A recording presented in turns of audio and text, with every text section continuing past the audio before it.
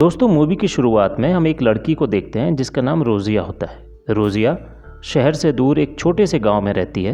रोज़िया बहुत ही ज़्यादा सुंदर होती है। रोज़िया अभी अभी जवानी की उम्र को पहुंची थी और उसका कोई भी दोस्त नहीं था, इसलिए उसे शारीरिक सुख के बारे में कुछ भी मालूम नहीं था। उसे ये भी मालूम नहीं था कि उसकी गुफा में कुछ करने से मज़े मिलते हैं। इसके बाद हम रोज़िया की माँ को देखते हैं। फैमिली में बस वो दोनों ही थे, तीसरा कोई भी नहीं था। अगली सुबह उठकर रोज़िया तबेले में जाती है क्योंकि तबेले में बहुत सारी गायें रहती हैं और वो इन गायों को चराने के लिए जंगल को ले जाती है। जंगल में गायों को चराने के लिए छोड़ देती है। इसके बाद रोज़िया वही बैठकर अपने कुत्ते के साथ टाइम पास करने लगती है। इसके बाद वो नहाने के लिए सोचती है और अपने सारे कपड़े उतार कर पास के ही एक झील में नहाने लगती है। लेकिन अचानक उसे ये एहसास होता है कि उसे कोई छुप कर देख रहा है, तो वो इधर उधर देखने लगती है पर उसे कोई भी नहीं मिलता। तो वो सोचती है शायद ये उसका वहम होगा। इसके बाद रोज़िया वहीं पर लेटकर खुले आसमान में मज़ा लेने लगती है, लेकिन तभी उसके ऊपर किसी की परछाई दिखाई देती है। रोज़िया ने भी परछाई को महसूस कर लिया था। इसी एहसास के कारण वो रात में ठीक से सो नहीं पा रही थी। उसकी माँ उसे देर रात तक जागता देख उससे जागने का कारण पूछती है, लेकिन रोज़िया अपनी माँ को ठीक से जवाब नहीं देती क्योंकि वह अपने शरीर में होने वाले बदलाव को लेकर परेशान थी और ये अपनी बात अपनी माँ को बताने में उसे शर्म आ रही थी। अगले दिन रोज़िया अपनी गायों को लेकर जंगल में जाती है और वहीं बैठकर फूल से अपने चेहरे को सहलाने लगती है। लेकिन तभी उसे दूर में एक इंसान दिखाई देता है। वो आदमी जंगल में पेंटिंग बना रहा था। उस आदमी को देखकर रोज़िया काफ़ी हैरान होती है। फिर उसके पास जाकर उससे बात करने लगती है। वो आदमी रोज़िया को अपने पास बिठाकर अपनी बनाई हुई पेंटिंग दिखाता है। उन पेंटिंग को देखकर रोज़िया बहुत ही हैरान हो जाती है क्योंकि वो पेंटिंग रोज़िया की ही थी और इन सारी पेंटिंग में रोज़िया के बदन पर एक भी कपड़ा नहीं था। तभी नंगी तस्वीर देखकर रोज़िया वहीं पर बेहोश हो जाती है। वो आदमी पानी पिलाकर रोज़िया को होश में लाता है। होश में आने के बाद वो रोज़िया से पूछता है कि क्या तुम यहीं पर रहती हो। इस पर रोज़िया ने हाँ में जवाब दिया। इसके बाद दोनों वहाँ पर काफ़ी बातें करते हैं। बातों ही बातों में रोज़िया उस आदमी से उसका पता पूछ लेती है। वो आदमी कहता है, मेरा कोई ठिकाना नहीं है, मैं यहाँ वहाँ घूमकर तस्वीरें बनाता हूँ और मुझे जो भी जगह पसंद आती है मैं वहीं पर जाकर रहने लगता हूँ। ये कहते हुए वो रोज़िया के करीब आया और उसके बदन को छूने लगता है। उस आदमी को ऐसा छूना रोज़िया को बहुत ही अच्छा लगता है, लेकिन वो शर्म करके वहाँ से भाग जाती है। इसके बाद रोज़िया घर आने के बाद भी उसी आदमी के ख्यालों में खोई हुई थी और वो उससे दोबारा मिलना चाहती थी। वो उसके उसी टच को महसूस करना चाहती थी। अगले दिन रोज़िया फिर से उसी जगह पर जाती है और अपने कपड़ों को नीचे करके वहीं पर बैठ जाती है क्योंकि वो चाहती थी कि वो आदमी उसे फिर से टच करे। लेकिन वो आदमी रोज़िया को कहीं पर दिखाई नहीं देता है। थोड़ी ही देर बाद रोज़िया को उस आदमी की आवाज़ सुनाई देती है।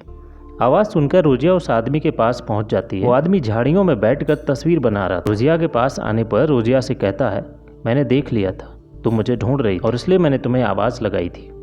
ये कहते हुए वो रोज़िया को तस्वीर दिखाता है। उन पेंटिंग को देखकर रोज़िया को बहुत अच्छा लगता है। फिर रोज़िया उससे पूछती है, तुम बस मेरी ही तस्वीर क्यों बनाते हो और वो भी बिना कपड़ों की। ये सुनकर वो आदमी रोज़िया से कहता है, तुम बहुत खूबसूरत हो, तुम्हारा चेहरा, तुम्हारा बदन और तुम्हारे हाथ भी बहुत सुंदर हैं। इसके बाद वो रोज़िया से कहता है, क्या तुम जानती हो तुम्हारा शरीर तुमसे क्या चाहता है। इस पर रोज़िया कहती है, नहीं, मैं इन सब के बारे में कुछ भी नहीं जानती हूँ। ये सुनकर वो आदमी रोज़िया को उसी की एक तस्वीर दिखाता है। इस तस्वीर में रोज़िया के बदन पे एक भी कपड़ा नहीं था। ये तस्वीर रोज़िया को बहुत ज़्यादा पसंद आती है। वो कहती है, मुझे हमेशा से लगता था जैसे कोई मुझे छुप कर देख रहा हो। क्या वो तुम ही थे। इस पर वो आदमी हाँ में जवाब देता है। इसके बाद वो रोज़िया से अपने सारे कपड़े उतारने के लिए कहता है। ये सुनने के बाद रोज़िया अपने सारे कपड़े उतार देती है। फिर वो आदमी रोज़िया को पीछे से छूना शुरू करता है और उसके बदन को छूते छूते उसके आगे तक पहुंच जाता है। इसके बाद वो धीरे धीरे अपने हाथ को रोज़िया के टांगों के बीच में ले जाता है और वो वहाँ पे सहलाने लगता है। ये चीज़ रोज़िया को बहुत ही अच्छी लगती है। इसके बाद वो आदमी अपनी उंगलियों को रोज़िया की गुफा में डाल देता है। इसके बाद रोज़िया को बहुत ज़्यादा मज़ा आने लगता है क्योंकि ये सब रोज़िया के लिए पहली बार था, इसलिए वो अपने आप को कंट्रोल नहीं कर पाती और देखते ही देखते दोनों वहीं पर शुरू हो जाते हैं। इस आदमी से मिलकर रोज़िया बहुत ज़्यादा खुश थी। उसकी ज़िंदगी मानो बदल सी गई थी। उसकी रात में होने वाली बेचैनी भी अब ख़त्म हो गई थी। अब तो वो अपनी गुफा में उंगली डालना भी सीख गई थी और इसी कारण उसकी गर्म आवाज़ें सुनकर उसकी माँ उस पर शक करने लगती। अब रोज़िया को उस आदमी से प्यार होने लगता है और दोनों अब दिन में कई बार एक दूसरे के करीब आते हैं और एक दूसरे के शरीर के प्यास को शांत करने लगते हैं। रोज़िया सोते जागते उसी आदमी के ख्यालों में डूबी रहती है। प्यार करने के साथ साथ वो रोज़िया को दुनिया के तौर तरीके भी सिखाने लगे, जैसे दूसरों के साथ कैसे बात करना चाहिए, कैसे बैठकर खाना चाहिए और भी बहुत कुछ। वो आदमी रोज़िया के लिए नए नए कपड़े भी लेकर आता है और वो कपड़े रोज़िया को बहुत ज़्यादा पसंद आते हैं। एक दिन जब दोनों पेड़ के नीचे बैठकर बातें कर रहे थे तब वो आदमी रोज़िया से कहता है, मैंने तुम्हें सब कुछ सिखा दिया है, अगर आगे तुम्हें कुछ भी जानना हो तो तुम इस किताब को पढ़ लेना। ये एक गंदी किताब थी जिसे पढ़कर किसी की भी जिस्मानी भूख खत्म हो जाती थी। रोज़िया कहती है, मुझे पढ़ना नहीं आता। वो आदमी कहता है, इसमें तस्वीर के ज़रिए सारी बातें बताई गई हैं। बातें करने के बाद दोनों प्यार करने लगते हैं, लेकिन दूर से कुछ बच्चे उन्हें देख लेते हैं। बच्चों को देखकर रोज़िया घबरा जाती है, लेकिन वो आदमी रोज़िया को उन पर ध्यान ना देने के लिए कहता है। इसके बाद रोज़िया उस किताब को लेकर घर आ जाती है और घर आकर उसमें बनी तस्वीरों को देखने लगती है। इसी बीच उसे अपनी माँ की आवाज़ सुनाई देती है और वो किताब को छुपा लेती है, लेकिन रोज़िया की माँ ये समझ जाती है कि वो उनसे कुछ छिपा रही है। माँ के पूछने पर रोज़िया कहती है कि किताब मुझे जंगल में पड़ी हुई मिली थी। इस पर उसकी माँ उसे डांटते हुए कहती है, झूठ मत बोलो, मुझे पता है तुम वहाँ रोज़ किसी आदमी से मिलने जाती हो। रोज़िया अपनी माँ की बातों को इनकार कर देती है, लेकिन उसकी माँ उसे डांटते हुए कहती है, अगर तुम पेट से हो गई तो मैं तुम्हें छोड़ूंगी नहीं, मैं तुम्हें ये सब करने के लिए जंगल में नहीं भेजती हूँ। ये सुनकर रोज़िया को बहुत गुस्सा आता है, लेकिन वो अपनी माँ से बहस करना नहीं चाहती। इसके बाद उसकी माँ उससे कहती है, ये संडे हम चर्च में जाएंगे और वहाँ तुम फादर के सामने सारी बातें कॉन्फ्रेंस कर दोगी। फिर संडे को दोनों चर्च में पहुँच जाते हैं। यहाँ पे रोज़िया फादर को सारी बातें बता देती है। वो कहती है, मैं जानती हूँ मुझे वो सब नहीं करना चाहिए था, लेकिन फिर भी मैं अपने आप को रोक नहीं पाई। मैंने कई बार उसके साथ अपने जिस्म की प्यास मिटाई है। रोज़िया की बातें सुनकर फादर उसकी माँ से कहता है, अभी रोज़िया बच्ची है, वो नई नई जवान हुई है।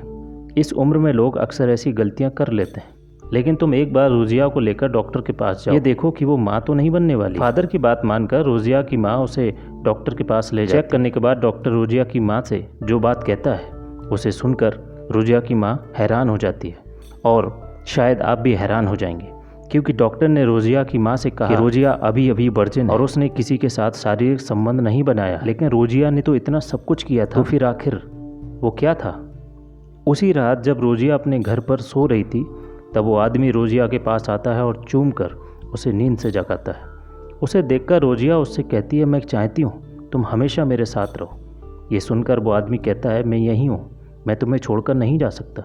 ये कहते हुए वो आदमी गायब हो जाता है। दरअसल उस अनजान आदमी जैसा कुछ भी नहीं था, ये सब कुछ रोज़िया की कल्पना थी। हमने जो कुछ भी अब तक देखा है वो सब कुछ रोज़िया के दिमाग का खेल था। रोज़िया नई नई जवान हुई थी और इस कारण उसके बदन में भूख जग रही थी, और अकेली होने की वजह से वो इस तरह की कल्पनाएं करने लगती है। इस वजह से ऐसा होता है, और इसी के साथ मूवी यहाँ पर ख़त्म हो जाती है।